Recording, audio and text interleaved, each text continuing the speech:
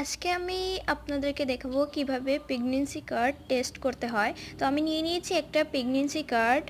আর আপনাদেরকে জানিয়ে দিচ্ছি এটা ইউজ করার জন্য সকালেরটা দিয়ে ইউজ করতে হবে, কারণ সকালেরটা দিলে অনেক ভালোভাবে মানে ওইটা রেজাল্টটা পাওয়া যায় আর কি। তো আমি আপনাদেরকে টেস্ট করে দেখাচ্ছি।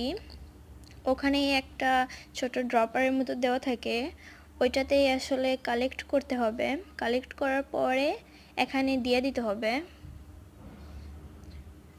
দেখেন আমি দিয়ে দিছি। তো আমার এখানে অনলি ওয়ান দাগ উঠছে, এই যে দেখেন শুধুমাত্র একটাই দাগ উঠছে আমার এখানে। এর মানে যে আমি প্রেগনেন্ট না, ঠিক আছে? তো যদি প্রেগনেন্ট হয়ে থাকেন তাহলে 2 দাগ উঠবে।